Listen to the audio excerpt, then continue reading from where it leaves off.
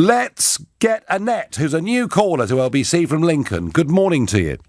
Good morning, Nigel. And can I first of all say thank you and thank the Lord we are leaving on the 31st after all this hassle. Oh, Lord.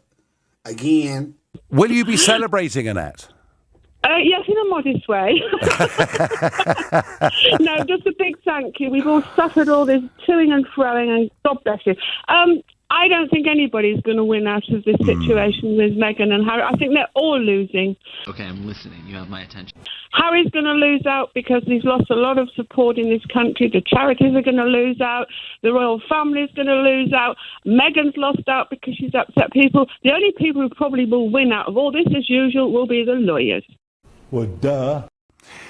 Well, let's hope the lawyers don't need to get involved, Annette, in this. And tell me, are you a monarchist?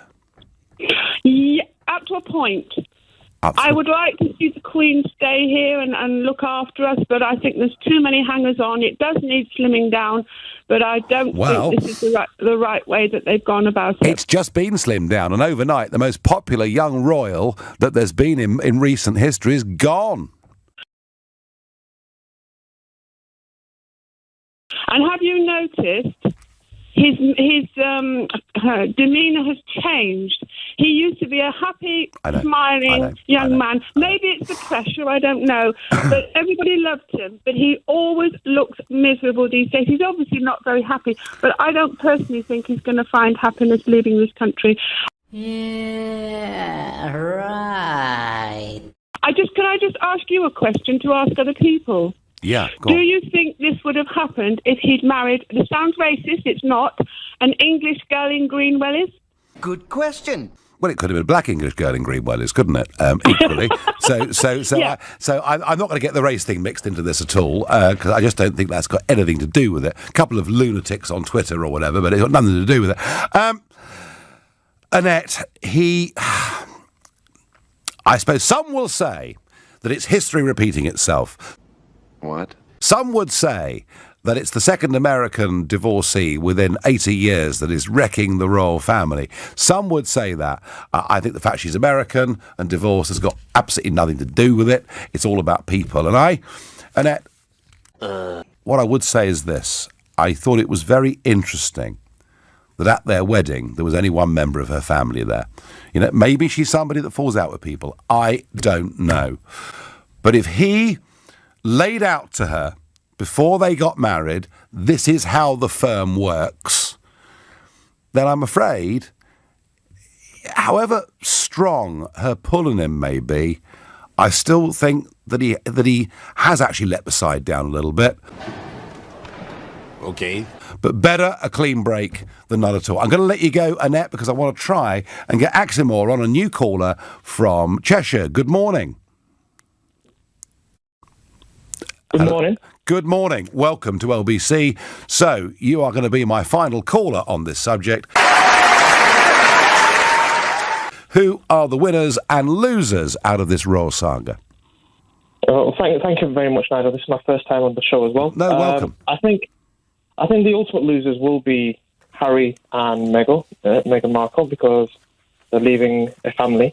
And like the other caller said previously, they'll only realise what they're left, what benefit they're lost once they resettled as normal citizens in North America. But going back to your original question in terms of who's cheap in the family, I do think losing sight that it's actually Prince Andrew, I think, who's had more of a damaging effect on the royal family than Harry and Meghan. So that's my view on that. Well, and I understand the reason for that. Okay. In a sense, the Harry and Meghan saga came along and has taken much of the spotlight away from Prince Andrew. He must have been, in one sense, at least quite relieved, and he's turned up at Sandringham Church this morning with the Queen. I mean, how much damage does this do to the monarchy overall, do you think? Let me put it in a language you can understand.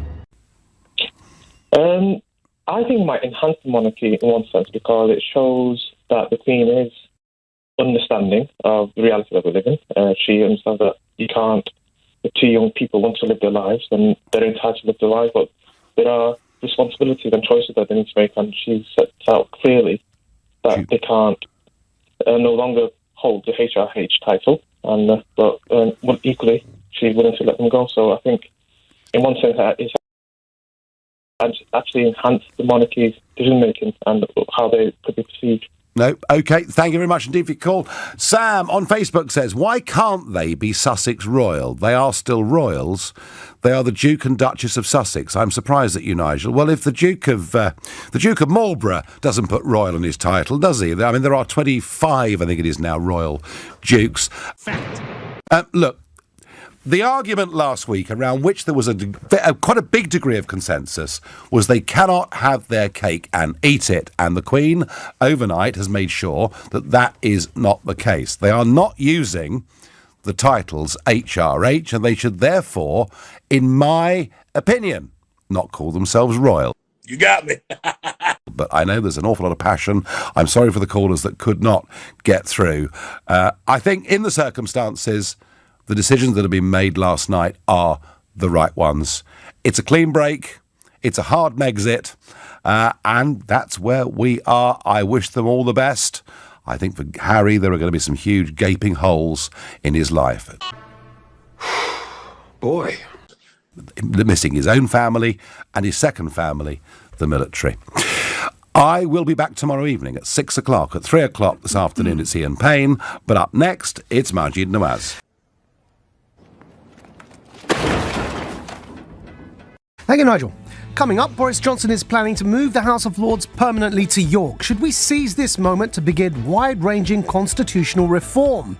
Before that, the Mayor of Greater Manchester... And some breaking royal news. The Queen makes a very public show of support for Prince Andrew, as he's seen by her side for the first time since that dreadful interview. And they've headed to church together this morning, less than 24 hours after the Megxit deal has been done. Nice. There they are going in to Sandringham Church just a little bit earlier this morning. Well, she's maybe lost a grandson and a great-grandson, and maybe this one's come back in from the cold. What do you mean by that? Although, one thing for certain is Prince Andrew will not be out doing many royal duties at any point in the near future. So, it's a hard Megxit. It's a clean break from the royal family. They will not be using the HRH titles. Who are the winners and losers out of this saga? Leslie is a new caller to this show from Hampstead. Good morning, Leslie. New caller to this show from Hampstead. Good morning, Leslie. Good morning, Nigel. It's just occurred to me, actually, there's no reason why Harry couldn't go back into the military if he wanted to. I have a relative who is interviewing and recruiting former army officers because they're so short of them. Yeah, what he could do, and I guess if everything went wrong, that's probably what he would do. but at least he gets his family back, if you know what I mean. Well, I think that point about it being the second family is an important part of this story. Bro, what are you talking about, man? I really do. So, how do you read the deal that's been done? From the angle of security, I mean, if he uses private security in the United Kingdom, it can't be armed. So the public is still going to end up paying for his security because he's a kidnap risk. We do not care. And so is his wife and his child. So yes, one way or the other. I don't think we can argue about that, Leslie. I mean, after all, we provide security for former prime ministers. We provide security for former Northern Ireland secretaries, in some cases, home secretaries. And, you know, he is a very public figure. So when he's in this country, I don't think that's an argument, Leslie, do you? Stupid. I'm not going to let you get the chance. No. The other thing, of course, is when he's in America and in Canada, could he buy the same level of security over there? Again, armed, because no matter where he's in the world, he's still a kidnap risk, whether he's here or elsewhere. I don't know. Yes, I mean, armed security in America is a much easier thing to get permission for. In this country, private companies, armed security, it just isn't going to happen apart from very exceptional circumstances. And one of the reasons why security does matter, of course, Leslie, is everyone says it's the media that hounded Diana to her death. Arguably, it was bad private security and a very poorly trained or half-drunk chauffeur that led to the tragedy. Do you think Harry and Meghan are heading off for a happy life? I think they're heading off for a difficult life. I think the grass may look greener on the other side, but I very much doubt if it is. Okay, I'm listening. You have my attention. No, I think you're right. Leslie, thank you for your call. Nigel, the winner here is Meghan. She is free of the restraints of being attached to royalty, says Vanessa in Solihull. Merlin says Harry will now have time to binge watch The Crown and Game of Thrones. Well, we did say his wife could appear. What do you mean by that? In one of the contemporary episodes. Nigel, Harry, Meghan and Man City all relinquished their titles yesterday. Yes, Tony, for those that follow it, Crystal Palace got a 2-2 draw at Man City. What the hell? And Liverpool are just sailing away off to the Premier League title. Harry losing his commission and military associations will ultimately be the hardest part of this divorce from the firm for Harry. Fact. This is his biggest sacrifice. I hope Meghan appreciates it. Jenny, that was very much a point that Angela Levin made earlier, that, you know, she hopes really passionately that Meghan understands just how much Harry has given up for her. And he is in my view, he is the big loser out of all of this. I don't like where this is going. That's certainly how I feel about it. Fiona in Inverness says she thinks Harry's a fool. If they were sincere about charity work, they could have done so much good in this country, just like Prince Charles with the Prince's Trust and the Duke of Edinburgh with the award scheme. Now it's all about money. Should they be able to use Sussex Royal as a brand name? No, they should not. Why? Seems to me, and remarkably insensitive, that the update on that website says, see here, the recent work of His and Her Royal Highnesses. Very strange.